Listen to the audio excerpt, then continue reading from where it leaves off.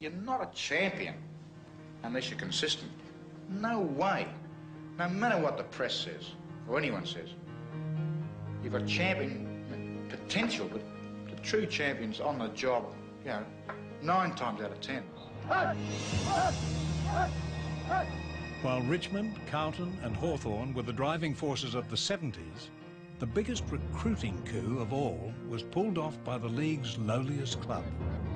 North Melbourne, moving swiftly on a rule which turned 10-year players into free agents, snared some of the league's greatest names in a bid to win their first premiership.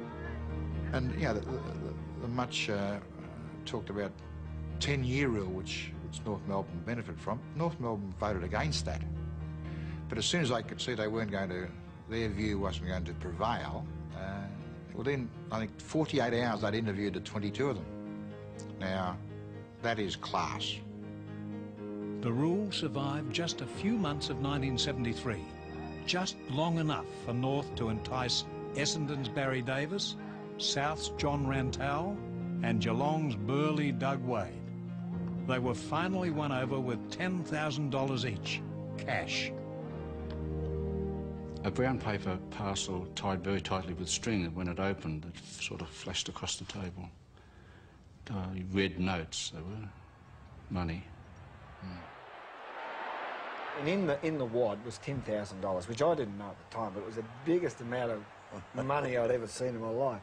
And he's thrown it across the room, and it's hit the sofa, bounced, fell on the floor, and my young son, Brad, is running, picked this wad of $10,000 up and drop-kicked it across the room.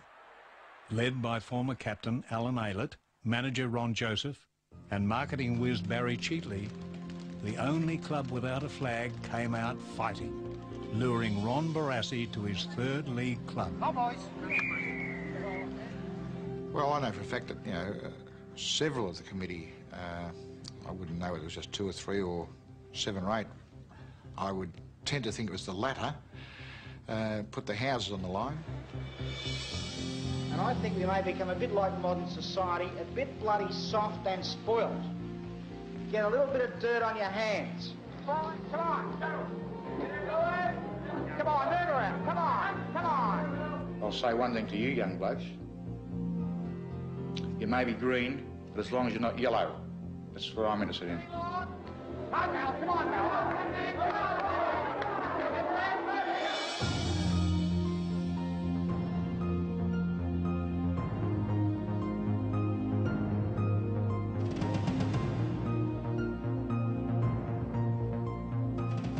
North Melbourne was transformed into a force as irrepressible as Kekovich and as skillful as Cable. But the dynamics between coach and players were volatile. Gets to the half-court. Weak as water, Ross. Oh, Jesus, Ross! It was a good strong ball, was that bloody hit. Matthews goes back. Oh, bloody finessing! You tell Floyd, serve him bloody right! Does he think he can play on in the grand final when the game is tight? Tell him to wake up! You know, that sort of pressure on anybody, the world's changed these days. I mean, we try and reason through that now. But, I mean, that was the way it was then, and that was the way press was, and, yeah, it did occasionally, it got you down. And in the end, one of the problems you ended up doing was playing despite him. The end result must be a player who's very, very tough with himself, in resisting temptations, in staying focused, and he's meeting tough people. I mean, you're talking about the end result is the grand final, and out there, like it's murder day on that particular day. He was harder on the skillful, good players than anybody else. And Keith Gregg and Malcolm Blight and Sam Kikovich and those were there. That's bloody right! Darryl, you are a I'll tell you why.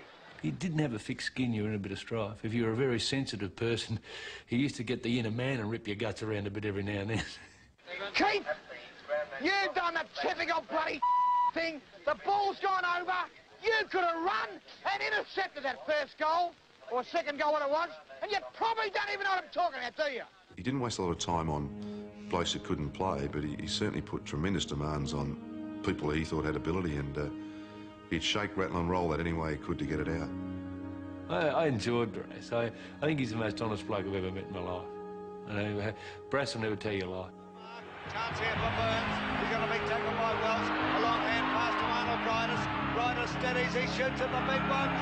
And it's another one. In the 74 grand final, North lost by 41 points to Richmond.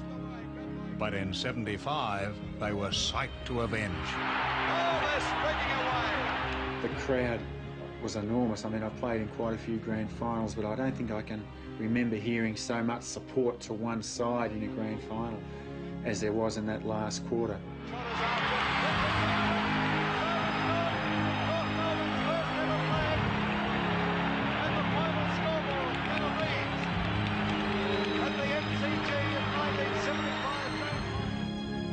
Just going back to North Melbourne and seeing those older people, I mean, it was as though their whole life had been fulfilled.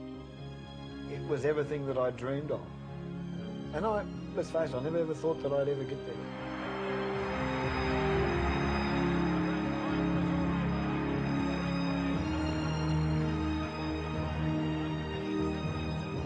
They did football a huge turn. They brought it into the 20th, perhaps the 19th century or 20th century by their professionalism. A few years of dominance for North Melbourne eclipsed a lifetime of losing.